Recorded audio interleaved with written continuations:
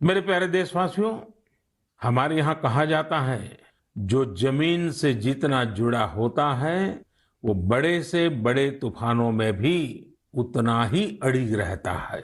Corona के इस कठिन समय में हमारा कृषि क्षेत्र, हमारा किसान, इसका जीवंत उदाहरण है।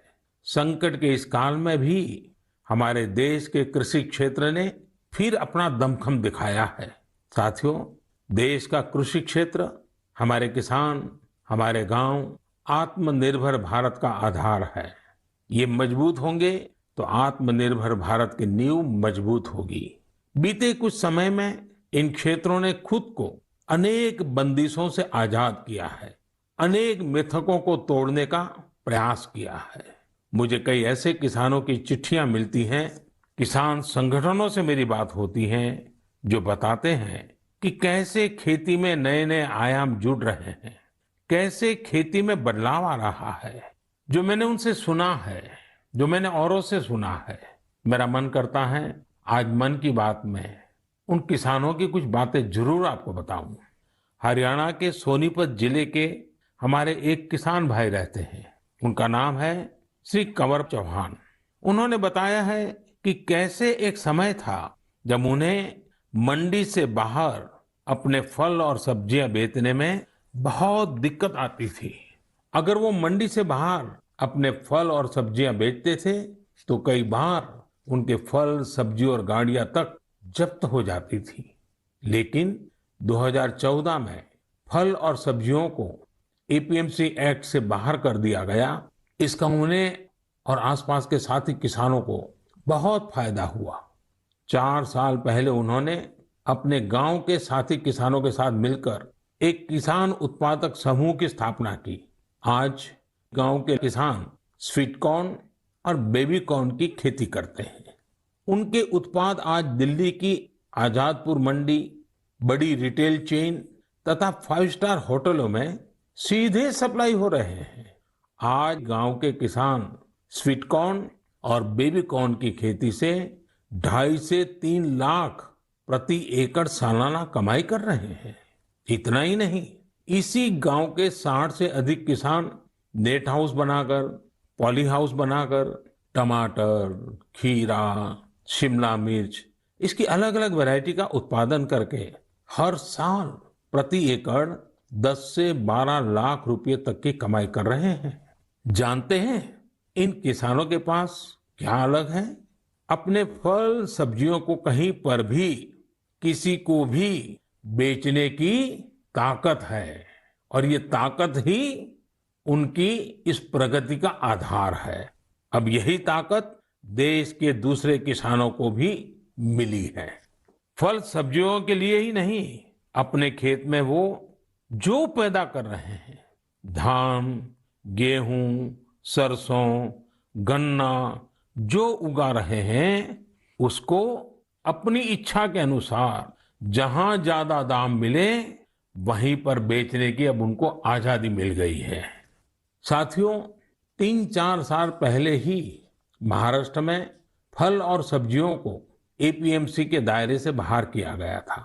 इस बदलाव ने कैसे महाराष्ट्र के फल और सब्जी उगाने वाले किसानों की स्थिति बदली, इसका उदाहरण है Shri Swami Samarth farmers producer company limited. एक किसानों का समूह है। पुणे और मुंबई में किसान साप्ताहिक बाजार खुद चला रहे हैं। इन बाजारों में लगभग 70 गांवों के 4,500 किसानों का उत्पाद सीधे बेचा जाता है, कोई बिचौलिया नहीं। ग्रामीण युवा सीधे बाजार में खेती और बिक्री की प्रक्रिया में शामिल होते हैं। इसका सीधा लाभ किसानों को होता है, गांव के नौजवानों को रोजगार में होता है। एक और उदाहरण तमिलनाडु के थेनी जिले का है। यहाँ पर है तमिलनाडु केला फार्मर प्रोड्यूस कंपनी।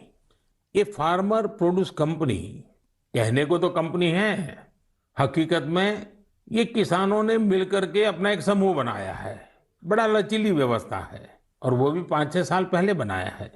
इस किसान समूह ने लॉकडाउन के दौरान आसपास के गांवों से सैकड़ों मीट्रिक टन सब्जियां, फलों और केले की खरीद की और चेन्नई शहर को सब्जी कॉम्बो किट दिया।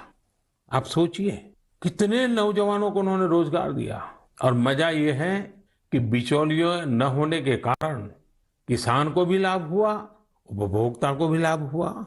ऐसा ही एक लखनऊ का किसानों का समूह है। उन्होंने नाम रखा है इरादा फार्मर प्रोड्यूसर। इन्होंने भी लॉकडाउन के दौरान किसानों के खेतों से सीधे फल और सब्जियां ली और सीधे जाकर के लखनऊ के बाजारों में बेची। बिचौलियों से मुक्ति हो गई और मन चाहे उतने दाम उन्होंने प्राप्त किए। साथियों, गुजरात में बनासकांठा के रामपुरा गांव में इस्माइल भाई करके किसान है। उनकी कहानी भी बहुत दिलचस्प है। इस्माइल भाई खेती करना चाहते थे, लेकिन अब जैसी ज्यादातर सोच बन गई है, उनके परिवार को भी लगता था कि इस्माइल भाई ये कैसी बात कर रहे हैं। इस्माइल भाई के पिता खेती करते थे, लेकिन इसमें उनको अक्सर नुकसान ही होता था। तो पिताजी ने मना भी किया, लेकिन परिवार वालों के मना करने के बावजूद इस्माइल भाई ने तय किया कि वो तो खेती ही करेंगे। इस्माइल भाई ने सोच लिया था कि खेती घाटे का सौदा है। वो इस सोच और स्थिति दोनों को बदल कर दिखाएंगे। उन्होंने खेती शुरू की, लेकिन नए तरीकों से, इनोवेटिव तरीके से। उन्होंने ड्रिप से सिंचाई करके आलू की खेती शुरू की और आज उनके आलू एक पहचान बन गए हैं। वो ऐसे आलू उगा रहे हैं जिनकी क्वालिटी बहुत ही अच्छी होती है। इस्माइल भाई ये आलू सीधे बड़ी बड़ी कंपनियों को बेचते हैं। बिचौलियों का नामो निशान नहीं, और परिणाम अच्छा मुनाफा कमा रहे हैं। अब तो उन्होंने अपने पिता का सारा कर्जा भी चुका दिया है। और सबसे बड़ी बात जानते हैं, इस्माइल भाई आज अपने इलाके के सैकड़ों और किसानों की भी मदद कर रहे हैं। उनकी भी जिंदगी बदल रहे हैं। साथियों, आज की तारीख में खेती को हम जितना आधुनिक विकल्प देंगे, उतना ही वो आगे बढ़ेगी। उसमें नए नए तौर तरीके आएंगे, नए इनोवेशंस जुड़ेंगे। मणिपुर के रहने वाली विजय शांति एक नए इनोवेशन के चलते खूब चर्चा में है।